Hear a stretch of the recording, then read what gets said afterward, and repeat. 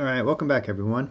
We're going to continue on with our discussion of earthwork, which is Division 31 in our master format. And as far as our textbook, it corresponds to Chapter 20, Sections 2.3 and 2.4. So let's get on with earthwork Part 2, as they say in the French. So as an overview, last time what we looked at was preparing a site, and in particular we talked about clearing out a site, clearing and grubbing, getting rid of that vegetation that's on land, getting the site absolutely ready to start building. We also spent a lot of time on characterizing the soil and how do we classify a soil, and it was largely based on particle size using the sieve analysis, moisture content, things like that. So if that doesn't sound familiar at all, you might want to watch the video before this one. Today, we're going to continue on with this idea of earthwork. We're going to talk about excavation. I know we touched on it a little bit last time, but removing any of the stuff below grade, right, for excavation. We're talking about filling and backfilling, also known as cut and fill. Basically, when you have a landscape that is hilly and you're going to be leveling it out in some way and taking some of the parts you have to cut, soil, and putting in some of the place you want to fill in. We're talking about grading, similar to filling and backfilling. So basically getting it, the correct grade would be exactly, it's moving the soil around to get it to the slope that you were looking for and the levelness that you're looking for. Also, I have this fourth category. It's just related site components. So this is just more like some extra stuff that I thought was interesting out of the chapter. Underpinning existing structures, slope protection, and chemically treating to protect the building against subterranean termites. So let's start with this idea of excavation and work our way down. When we talk about excavating, here's my more formal definition. We want to remove and dispose materials down to the level required by the contract. So in the drawings, in the project manual, there'll definitely be some references to what the elevation should be for, say, the base level. Like maybe it's a basement of a residential house or something like that, or whatever it may be. And what we're saying for the excavating is we need to excavate down to that level, right? There's a little hint: you better locate all your existing utilities before you start any excavation work, because you don't want to knock out any sewer lines, existing sewer lines, power lines. People get upset when they lose their cable, I'm sure. And then I found this interesting in the textbook. It talked about this idea of unclassified material. So when you're excavating, you could generally identify the material as either earth or as rock. And earth is, movable substance, and it's easy to move around. It's something like rock. It's more like speaking to like bedrock, where it takes much more effort.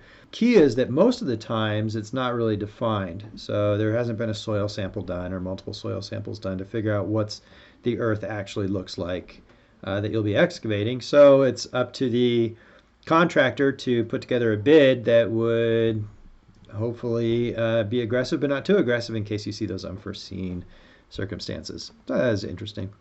Also, removal of above ground site improvements. So any existing walks or pavements or walls, and any underground structures like wells and cisterns. So all of that would be considered a piece of the excavation process. Now, in general terms, we can say that we have an open excavation, which is a big, large open area. The sides of it is some slope that will keep the soil from eroding back down into the hole. We'll talk about that in just a little bit.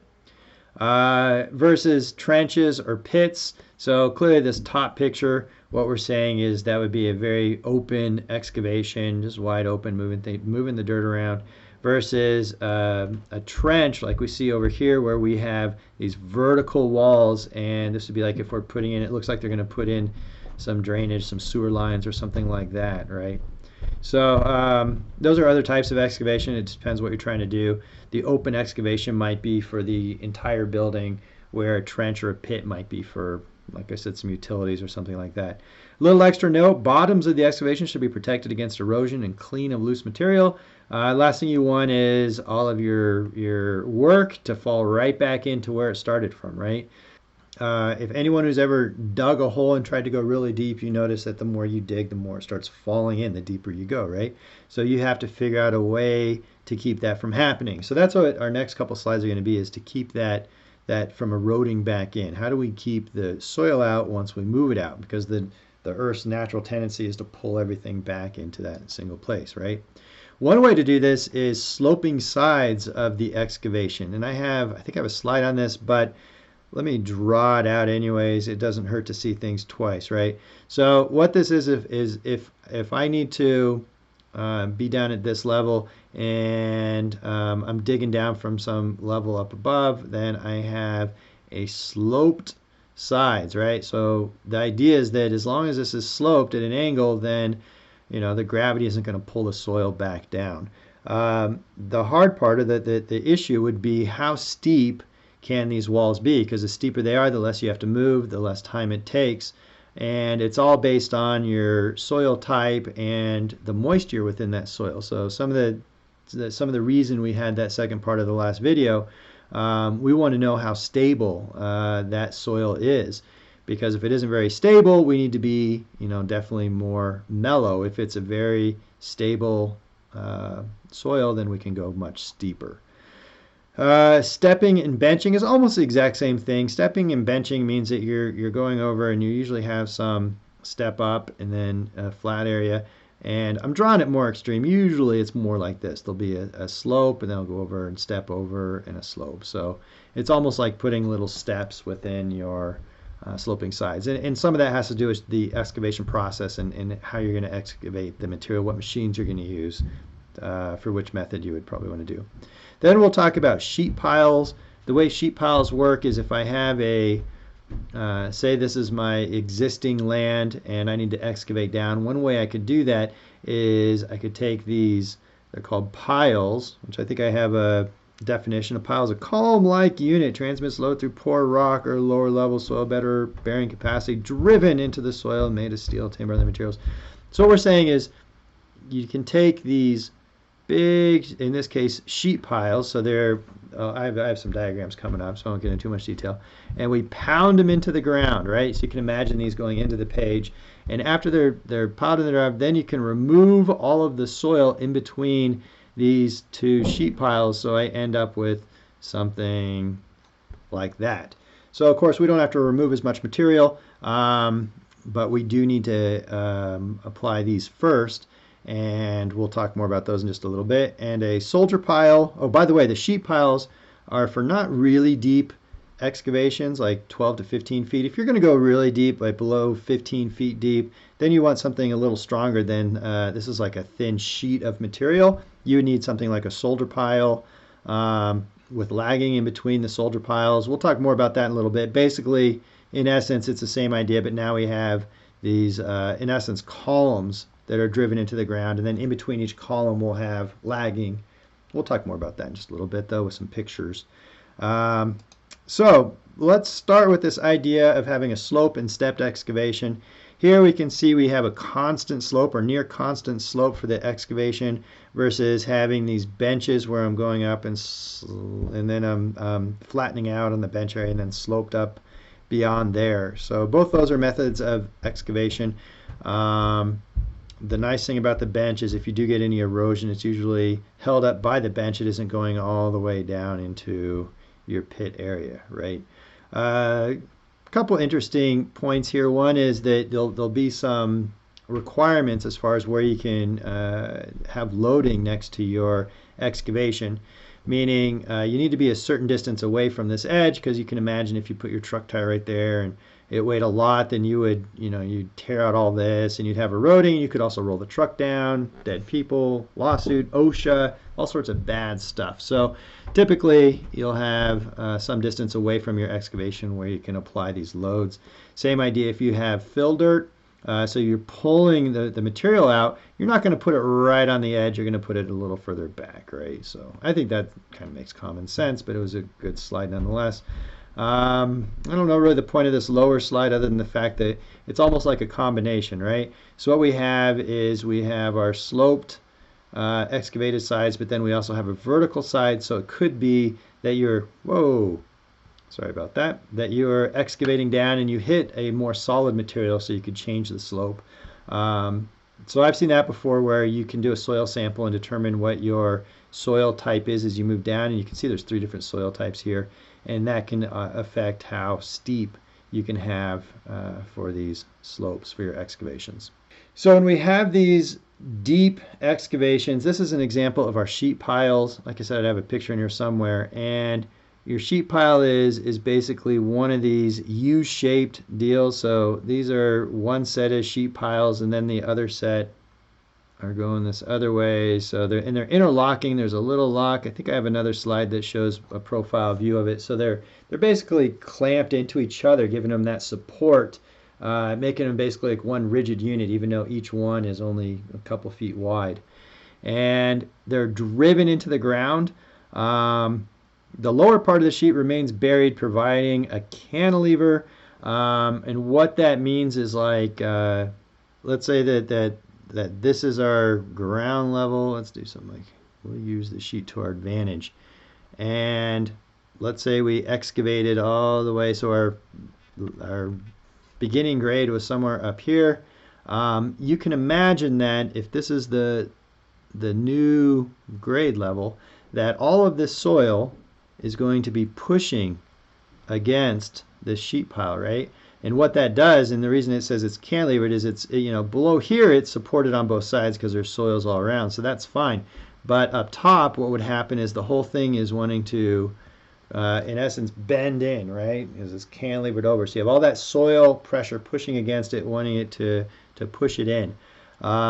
And that's why when you get deeper and deeper, that force becomes greater and greater. And that's why we're saying if you have something that's greater than 15 feet, then you'd have to have some kind of bracing in here. And we'll define these in just a second, but you could have, between your 2 sheet piles, you could have a horizontal brace like that, or you could have a almost like a knee brace, or you could drill back here and tie it back into the soil. So those are the 3 bracing that we're going to look at, I think, on the next slide, or one of these slides coming up. Nope, not yet. Before, we're going to look at the profile of one of these sheet piles. So you can see here, this is that interlocking part that I was talking about, where they're pinned together in that way. You get a dimension on here of 18 to 24 inches, so about 2 feet between the 2 ends of one. Each one looks like a little Z. That's why they're called the Z section. Sheet pile, kind of make a Z out of it, right? Well, a Z I guess would be a little bit more like that, but it's close enough. And yeah, so that's a typical profile. You can see how they're locked together. They're driven down. I think I have a video of this if I remember right. Here's a stack of them. Here you can see they're interlocked, making a 1 sheet system wall, and they're driven down. So let's watch a video of that process taking place. So you can hear the hammer hammering away, and the sheet pile is being pushed down, and it's being held in place. Oh, it's moving too much on me. It's being held in place because we have that interlocking type of structure. So once it's locked in, we can just hammer it down, and you can see that the crane operator is just working one after another, building these things up as he works around. It does look like there's already a little bit of excavation going on before they started this process. I thought this part was kind of cool, where the operator is going to rotate the head of the crane to pick up the next sheet pile, rotate it around, move it into place.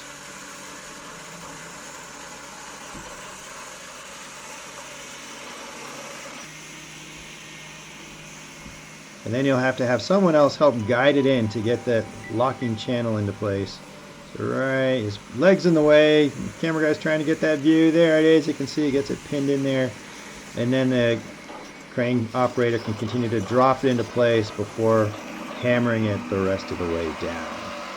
Alright, so let's move on along and talk about deep excavations.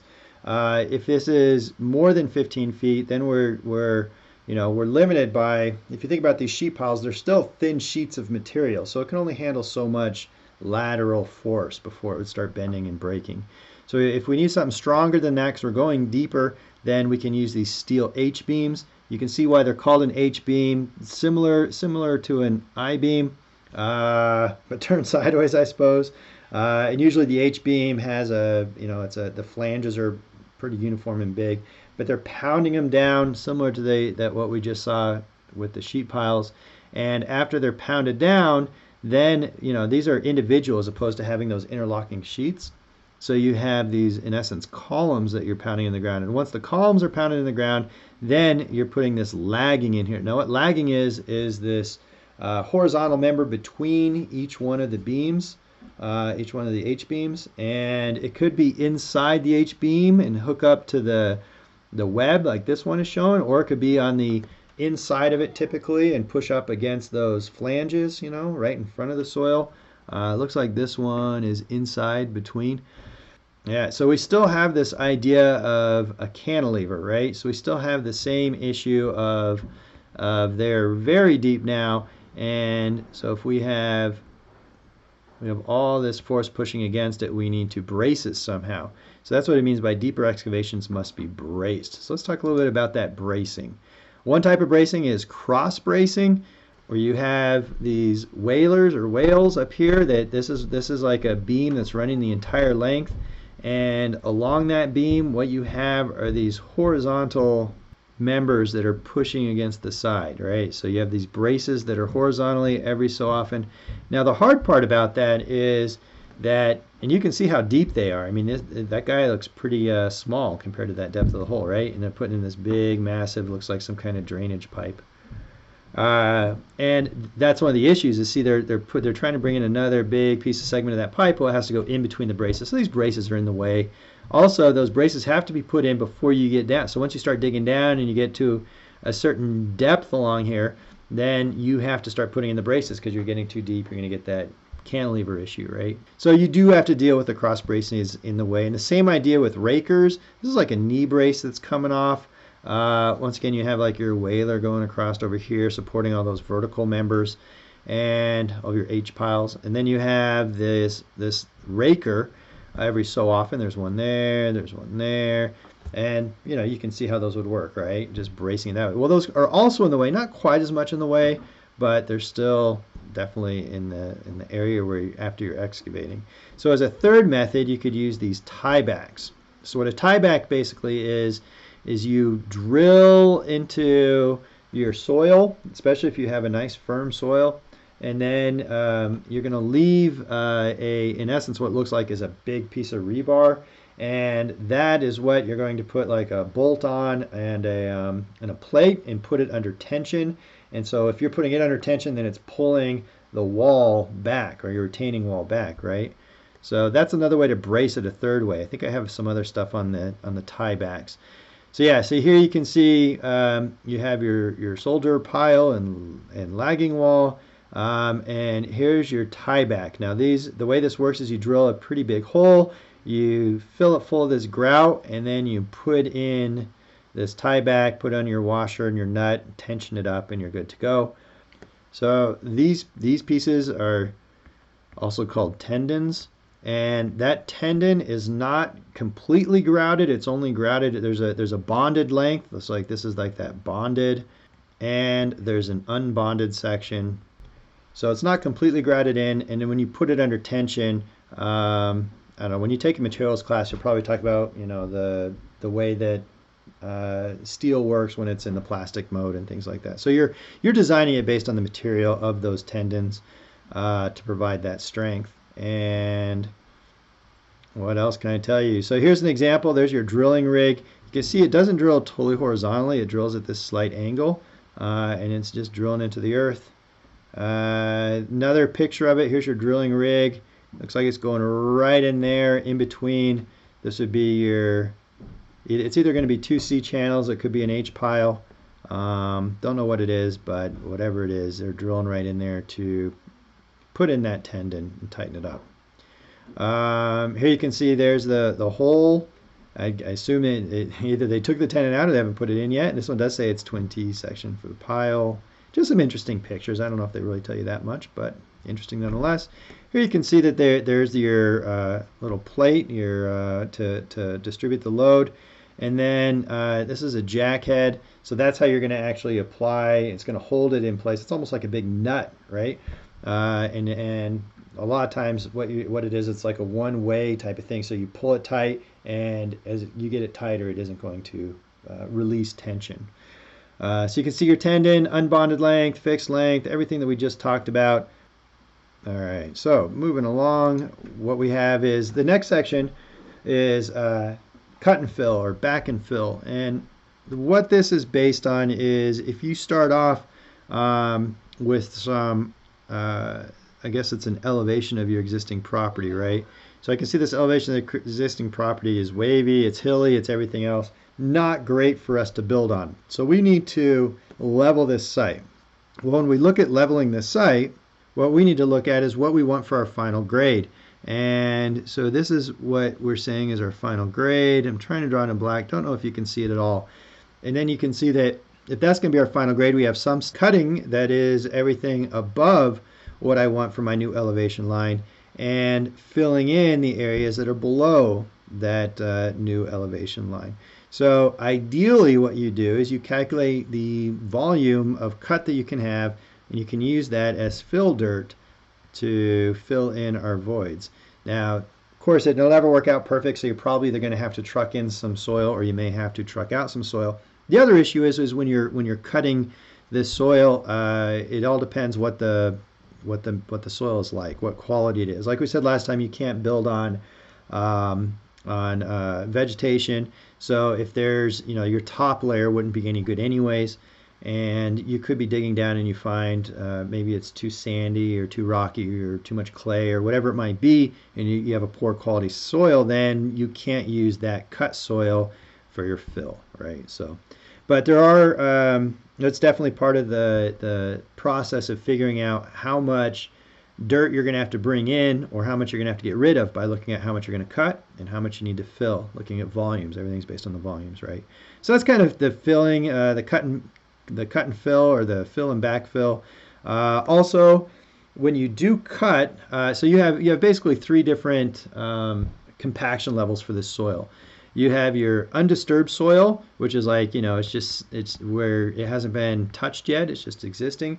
And then when you cut it, when you dig it up, what you're doing is you're introducing all these air voids into your soil, and you've increased the volume of that soil. So your volume increases. Then when you put it as a fill, what you do is you need to compact it, right? We talked about that before to get the air voids out. Now when you compact it, it'll be less volume than what it was in its undisturbed state. So you really have three different. You have the undisturbed, then you have its loose state. So when it's loose, it's much more volume. Then you have its compacted state. And all of that also needs to be figured out when you're calculating volume. So your volume of the cut and your volume of the fill. Well, it depends on what your soil. And this goes back to why you need to figure out what type of soil you have to see how much it will compact when you compact your soil. So yeah, so let's see. Soils for fill should not contain vegetation, foreign material. Talked about that. So speaking of compaction, what do I mean by compaction? What we're doing is we're basically taking the soil and we're pushing out all of the air and water, and it's increasing the unit weight, meaning the weight per volume, right? Because you have more material and less of an area or volume. And you can do this with either using these large rollers. You've probably seen these big drum rollers on. You can use it as a tamper or a vibrator. These machines that'll basically push down on the soil, gradually pushing out all the air and water. And there's definitely some reasons for this compaction. We talked before about the settling issue. If you have a soil that isn't compacted, then once you build, you're putting all this weight on here, you're going to start having some compaction, and you might have uneven settlement, which could cause foundational issues and all sorts of other problems. Also, it increases the load-bearing characteristics, meaning it's a much stronger soil. If you compact it, it can handle more load. Increases soil stability. So if you do have like a sloped area, you won't have as much of the soil eroding down the hill. Also reduces water penetration. So we'll talk about the issues of water in a little bit, but you can think about if you say it's raining or something, then all this water's coming down, it hits the soil. What do you want? If you see I have this nice little grate on here so that the water will just run off. Well, if it isn't compacted, you have loose soil, then the water's more likely to absorb into the ground and saturate the soil, which can also cause issues, which we'll talk about in a little bit. As far as figuring out how much compaction you need, you can specify it based on the percentage of the maximum dry density, meaning you can only compact a soil so much, right? So are you going to compact it to 90% of that value, or what is going to be, and this will be specified probably in the project manual or possibly some codes and standards, to test to see what the maximum dry density is. You can see these are the ASTM tests that are used in order to determine that value. So when you are compacting, here we have a big roller, and here we have this vibrating machine, and here we are hand tamping it down. So as far as when we're filling it in and we are compacting it, we want to do it in lifts, because if you have a big, large segment that you're trying to compact, you're going to be able to compact the top part, but not all the way through the depth of it, right? So we want to do it in lifts. Now, if we have a large machine compacting it, like this big roller, then we can put down 8 inches of soil, compact that 8 inches, and then put another 8 inches, compact that 8 inches. Now that 8 inches is loose, right? So the 8 would probably come down to like 7, 6, 5, depending on how much you're compacting it. And it would take many passes in order to get that compaction level. And you just continually build up like that, and that's the way you'll compact it when you have a machine. Now, if you're hand compacting it, which would be these other two methods, then it's, you can't have it as deep because you don't have as much power. So you talk about a 4-inch lift. So the third topic in this earthwork that we want to discuss is grading. And what grading has to do with is what slope is your final land going to be at. So we're grading it, and that helps us with a couple things. One, we can't be too steep, right? And also we can't be too shallow. So we might be grading something. If we're trying to build on a super steep hill, we might grade it in a way that goes like this. And we also, if we're totally flat, we might want to grade it in a way where we're falling off a little bit or elevating the place where we're going to put our structure. That way, we can have runoff and we won't have water accumulating in our structure. So what do we say? It's necessary for lawns, planting, pavements, walks, wherever we're going to be putting all of our structure and components to that structure, right? And this is what I was saying a second ago. Grading around the building should slope away from the building to protect that foundation. We want everything to be moving away, especially as far as water. Water can be your worst enemy. And this has a minimum of a 5% slope in every direction. So for the fourth and final section with the earthwork, it's more like just this extra stuff that was in here. It was somewhat interesting. One was underpinning.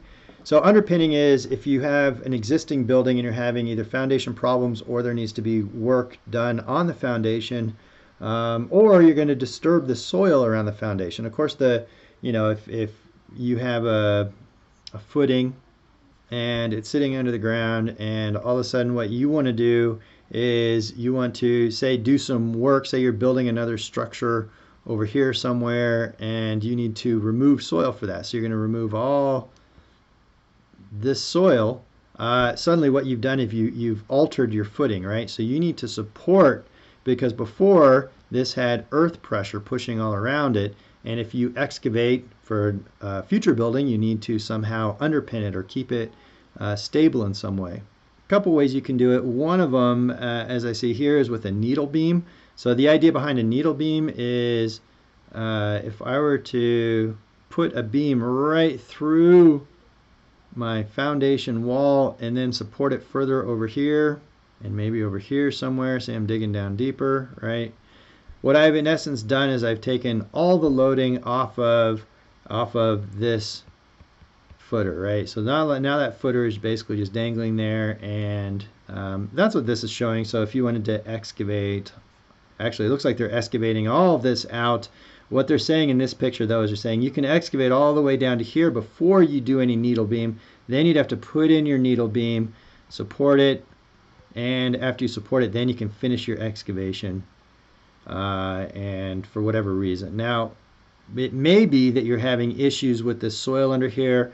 Maybe it isn't as a quality of a soil as you thought, and you need to go a little deeper. So that's what this looks like. So what this is like you're putting a whole new retaining wall underneath your existing footer, and then you're putting yet another one under there. So I mean, basically, I don't know, underpinning seems like kind of an odd concept to have in this section, but it was in the textbook. It's basically like retrofitting a building, increasing its footer and trying to support it while you're doing so.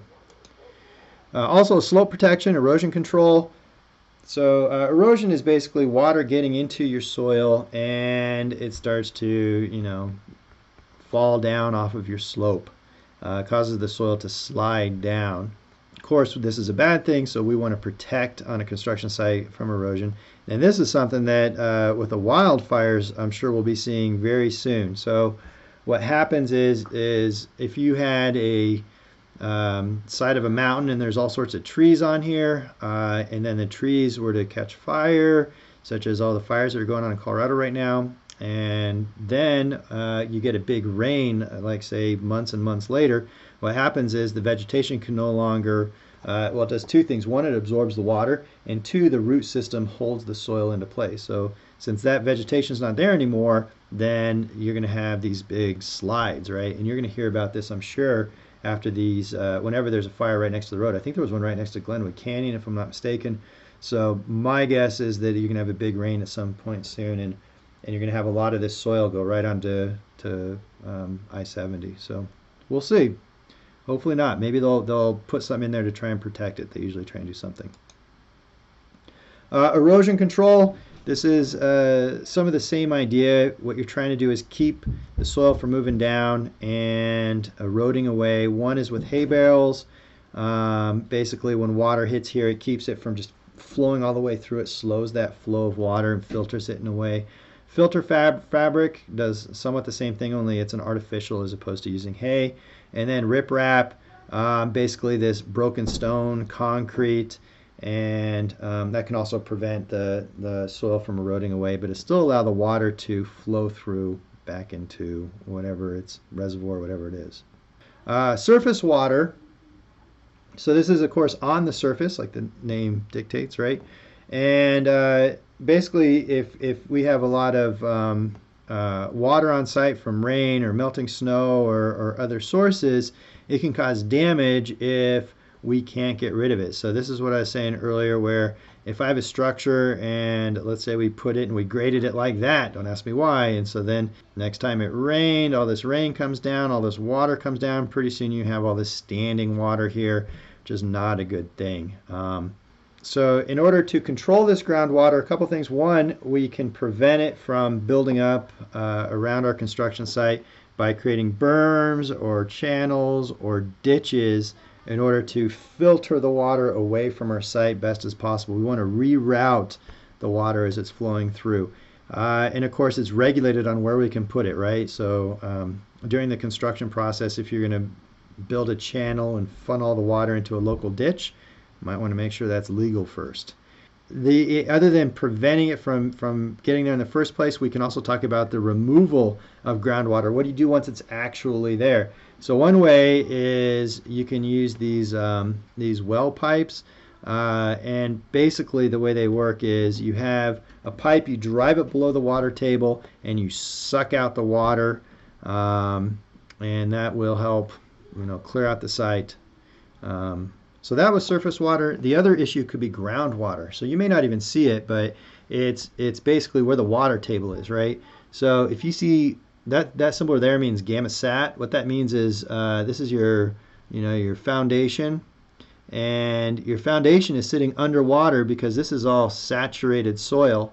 Here's your dry soil. So the water table has rose up above your foundation, which isn't ideal. So ideally, this is more what you want, where you have your water table below your foundation wall. And You can have different reasons for this. Seasonal fluctuations in water,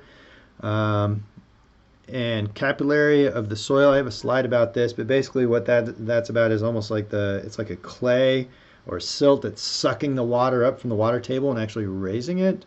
Another one can be like when I was living in Virginia and we had tide water come in. So basically when the tides would come in, the water table would go up and my whole crawl space would flood every time there was a really high tide. So good times. So this is what I mentioned a second ago with this soil capillary action. Basically it's cohesive soils, so you have you have your clays and things, and what it can do is it's basically like if it's sitting in water, it's going to start sucking the water into it, and it's going to, through capillary action, start moving up, right? So it does not occur in these coarse granular soils because we have the voids are too big, gravity will pull it all back down. So how do we keep this from happening? We can replace like say this is like putting down a bed, like a bed of gravel below your structure, right? Because if you do that wherever, say you're going to have a footing here under your foundation wall, and you're going to set it on a layer of gravel. Well, if you do that, then there's no way water can get up that high, because once it hits the gravel, it won't go up. You can also cover the ground with a vapor retarder. So basically you're putting a sheet of almost like a plastic material that'll keep the water from going up any higher than that vapor retarder. This is the popular one that I was seeing in Norfolk, Virginia, right when I was leaving. And last but not least, when we have slabs on grade, you do have to be especially careful because you can have a lot of groundwater issues. And to prevent that, of course, you want your elevation to be above the exterior grade, because if your slab is below grade, then all the water is going to run onto your slab and the structure will be underwater, which is never a good thing. So you can still use a vapor retarder, which we just talked about, this thin layer of a base material. Oh, you can also use a thin layer of base material if you're using your vapor retarder between the soil and the concrete slab, so it'll allow it to drain, right? The other option is if it's an outdoor structure, you want to make sure you slope it enough so that it will actually drain, so it's not just sitting on your structure. So that's what I have for this one. I hope that was a little helpful, and as usual, let me know if you have any problems or questions or comments. Talk to you later. Bye.